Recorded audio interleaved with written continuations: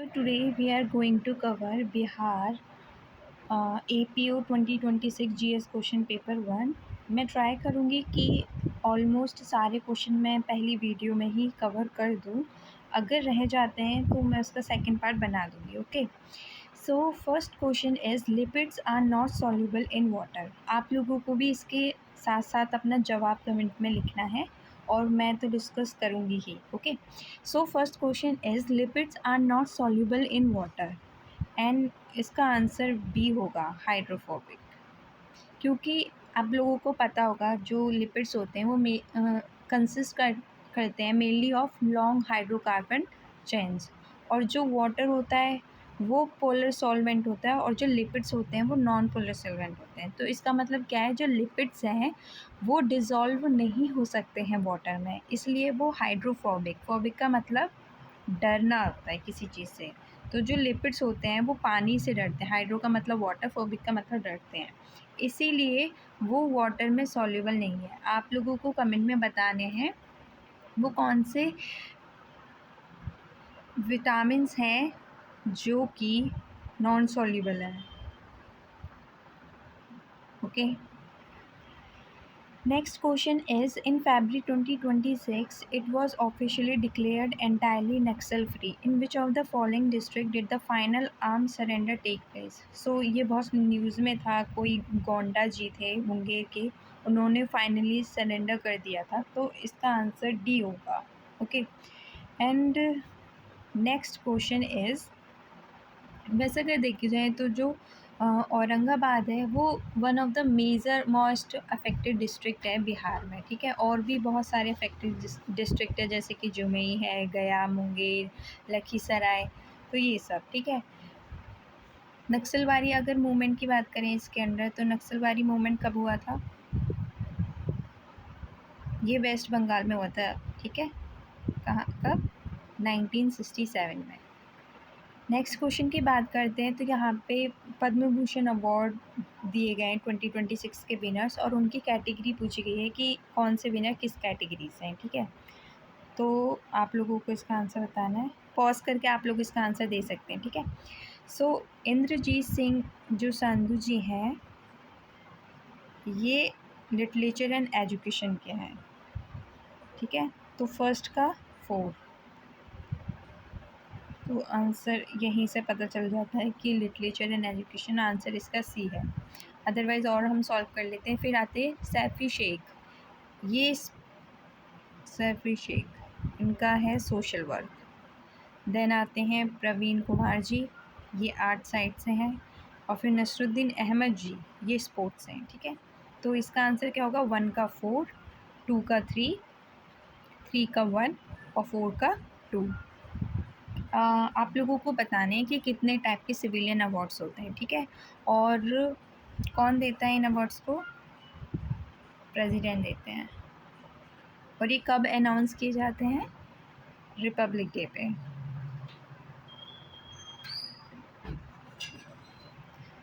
Next question की बात करते हैं तो यहाँ पे क्वेश्चन नंबर 4 है जो कि बात कर रहे हैं कि कौन है ब्रांड एम्बेसडर ऑफ जोमेटो। तो इसके रणवीर सिंह हैं। मतलब एम्बेसडर्स के बारे में ऑफनली ये क्वेश्चन पूछा जाता है, तो और भी हम देख लेते हैं। जैसे कि पेप्सी है, तो पेप्सी का ब्रांड एम्बेसडर कौन है? वो भी रणवीर सिंह ही है। ओके, अगर हम बोट जो है, आपने ईयरपॉड देखे होंगे उसके, तो उसकी कौन है ब्रांड एम्बेसडर? कायरा अडवाणी। ठीक है, नेक्स्ट क्वेश्चन की बात करते हैं तो ये पूछा गया है, who led the foundation of city Anandpur Sahib. तो इसका आंसर होगा हमारे गुरु तेग बहादुर जी। इन्होंने कब फाउंड की थी? गुरु तेग, ये हमारे 6th गुरु हैं, 6th सिख गुरु हैं हमारे। इन्होंने की थी 1665 में, इन्होंने आनंदपुर साहिब की स्थापना की थी। ठीक है, अगर हम फाउंडर की बात करें कि सिखिज़म के फाउंडर कौन थे, तो वो गुरु नानक जी थे, है ना। और अगर हम गुरुमुखी जो स्क्रिप्ट है वो किसने लिखी थी, तो वो कौन थे?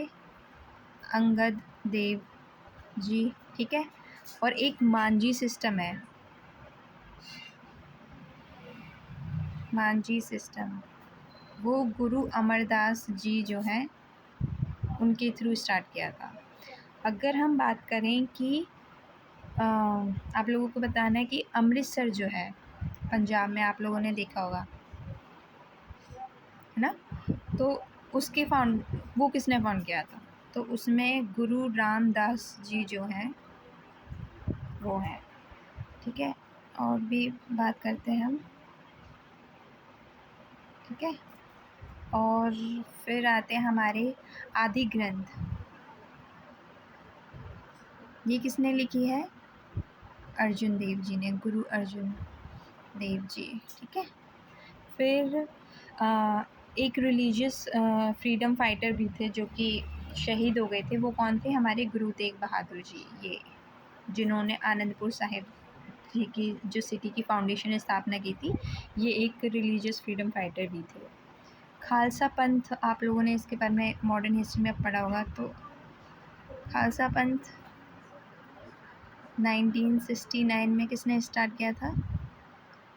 गुरु गोविंद सिंह जी ने। ओके, आई होप आप ये सब नोट डाउन कर रहे हो, ठीक है। नेक्स्ट न्यूज़ की बात करते हैं। तो इसमें बाय द वे जो आनंदपुर साहिब है ये पंजाब में, ओके। और यहाँ पे कौन सा फेस्टिवल सेलिब्रेट किया जाता है? यहाँ पे होता है एक होला मोहल्ला फेस्टिवल है, वो यहीं पे सेलिब्रेट किया जाता है, ठीक है, ठीक है। नेक्स्ट न्यूज़ की बात करते हैं। Which case establish the basic structure doctrine? Obviously Keshavananda Bharati case. ये कब हुआ था? हमारा 1973 का फेमस है Keshavananda Bharati case versus Kerala, state of Kerala का, ठीक है। यहाँ पे क्या बोला था कि जो पार्लियामेंट है वो कॉन्स्टिट्यूशन को अमेंड कर सकती है, मतलब अल्टर कर सकती है कॉन्स्टिट्यूशन को, बट जो बेसिक स्ट्रक्चर है जैसे फेडरलिज़म और जो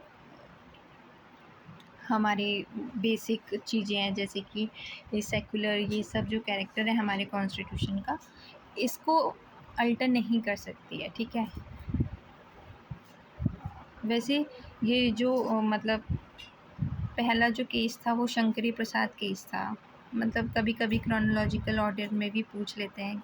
शंकरी प्रसाद केस ये कब था? 1951 में। इसने क्या बोला था कि पार्लियामेंट जो है वो फंडामेंटल राइट्स हैं उनको अमेंड कर सकती है पार्लियामेंट, ठीक है। फिर एक गोलकनाथ केस आया था, कब आया था वो? 1967 में। उसमें क्या बोला था कि पार्लियामेंट फंडामेंटल राइट्स को अमेंड नहीं कर सकती है, मतलब जो पहले शंकरी प्रसाद में बोला गया था उसका बिल्कुल उल्टा बोला गया था गोलकनाथ केस में। फिर हमारा केशवानंद भारती केस आता है हमारा 1973 में। फिर उसके बाद एक और हमारा इम्पोर्टेंट केस है जो कि है हमारा मिनर्वा मिल केस,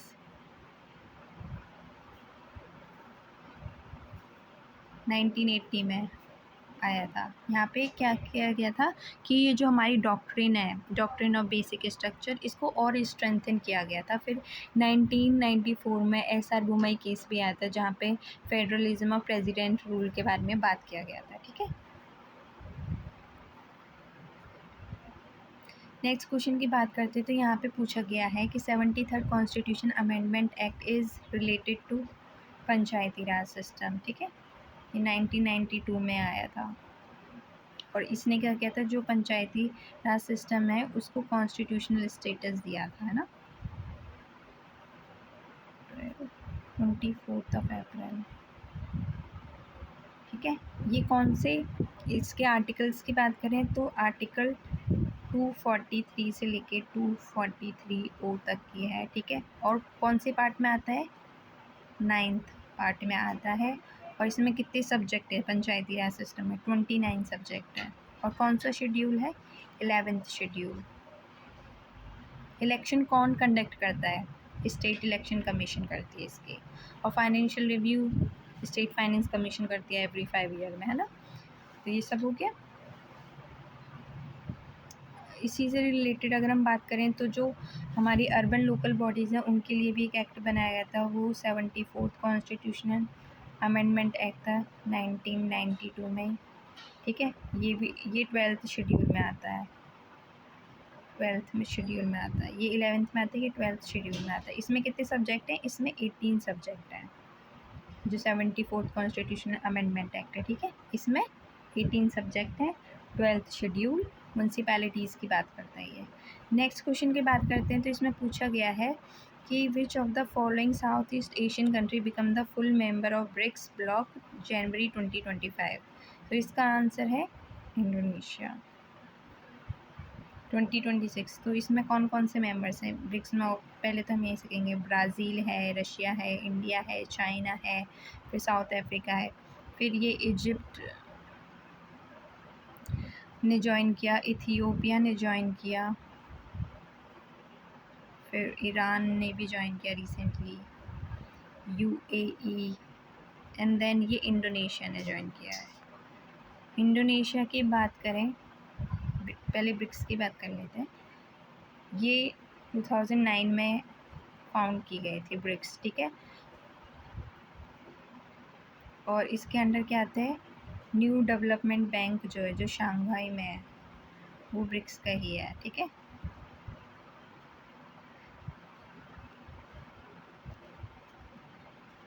अब हम बात करते हैं इंडोनेशिया की।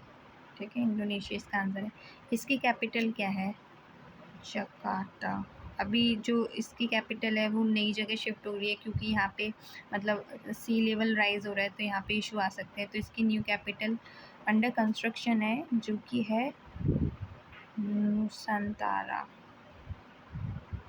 ये लार्जेस्ट आर्चिपेलो जो है वर्ल्ड का, ये इंडोनेशिया ही है, और ये वर्ल्ड की लार्जेस्ट मुस्लिम मेजॉरिटी नेशंस में से आता है Indonesia. Recently prime minister Modi भी यहाँ पे विजिट किए थे। ठीक है, नेक्स्ट क्वेश्चन की बात करते हैं। तो who adopted the title of Gajapati Satpanacharya? तो इसका आंसर है हमारे त्रिमुल राय, 1565 से लेके 1572 में। ये आफ्टर द बैटल ऑफ टालीकोटा जो कि हुई थी, बैटल ऑफ टाली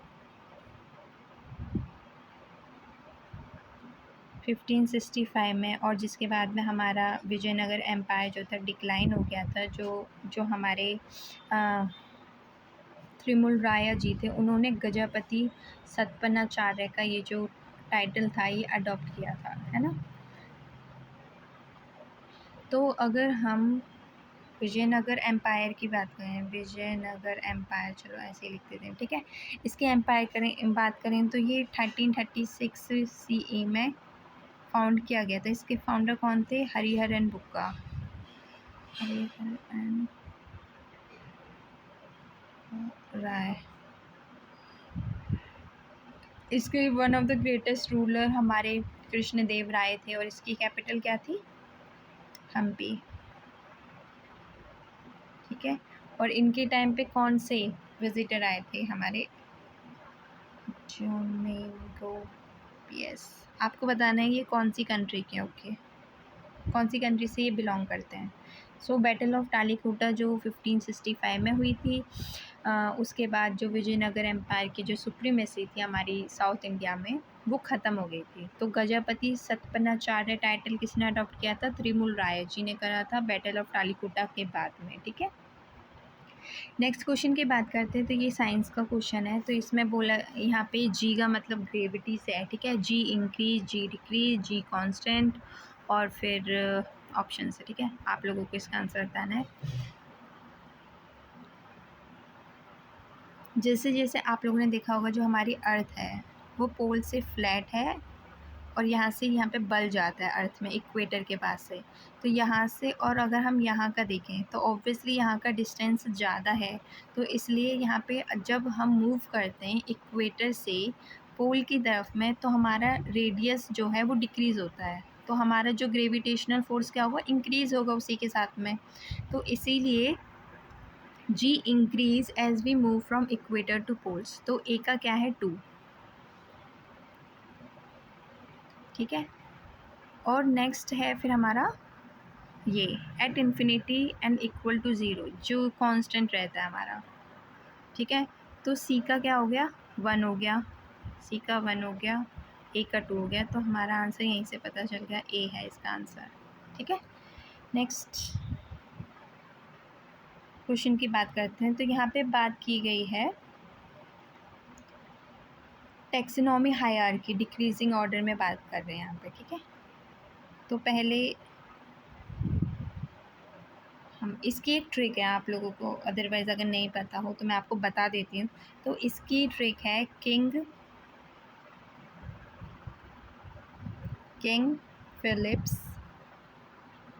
फिलिप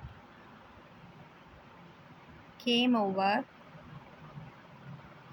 फॉर गुड सूप। ठीक है, अब इसी से हम क्वेश्चन को सॉल्व करते हैं। ठीक है, तो के से हमारा किंगडम आ गया। ठीक है, किंगडम है, फिर आता है हमारा फिलिप, तो ऑब्वियसली ये भी है इसमें वैसे, किंगडम फिलिप। ठीक है, फिर केम ओवर का क्लास आ गया। ठीक है, क्लास, फिर ओवर का ओ आ गया, फिर फैमिली आ गया। ठीक है, क्लास, तो इसका आंसर डी है ना। King Philips came over for good soup. फिर यहाँ पे हमारे क्या आता, फैमिली के बाद ऑर्डर आता,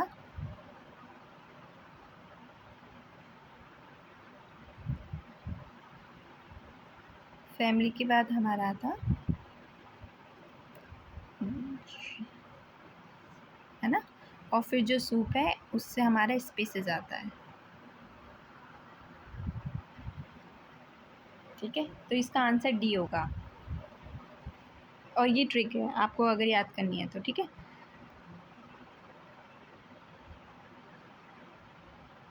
इसका आंसर डी हो गया। आपको बताना है कि जो ह्यूमंस हैं वो कौन सी किंगडम से बिलोंग करता है, तो वो एनिमेलिया किंगडम से बिलोंग करता है। अगर हम ह्यूमन की फाइलम का बात करें तो ह्यूमन कौन से फाइलम से है, वो कॉर्डाटा जो हमारा फाइलम है वहाँ से। इसकी क्लास कौन सी है, मैमेलिया क्लास से। ठीक है, फैमिली ऑर्डर हम प्रीमेट्स जो हैं वहाँ के, और हमारी फैमिली का क्या है, होमिनिडे, और जीन्स क्या है,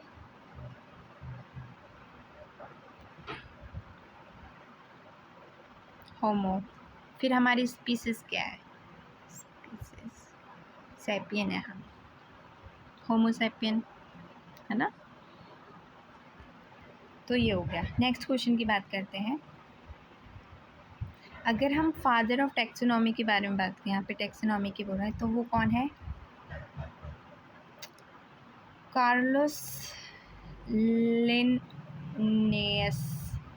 ठीक है, और ये इन्होंने ही बाइनोमियल नोमेनक्लेचर जो था ये इन्होंने ही इंट्रोड्यूस किया था। ठीक है, नेक्स्ट क्वेश्चन पाते हैं, क्वेश्चन नंबर 12।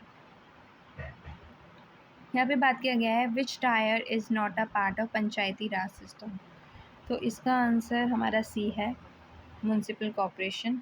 क्योंकि अगर हम विलेज लेवल की बात करते हैं, फिर ब्लॉक लेवल पे, फिर यहाँ पे डिस्ट्रिक्ट में, तो डिस्ट्रिक्ट में आती है हमारी जिला पंचायत है ना, विलेज लेवल पे हमारी ग्राम पंचायत, और ब्लॉक लेवल पे हमारी पंचायत समिति आती है। ठीक है, तो म्यूनसिपल जो कॉर्पोरेशन है वो बेसिकली अर्बन लोकल बॉडीज़ जो मैंने बताया था कि 74th कॉन्स्टिट्यूशन अमेंडमेंट एक्ट है उसके अंडर में आती है।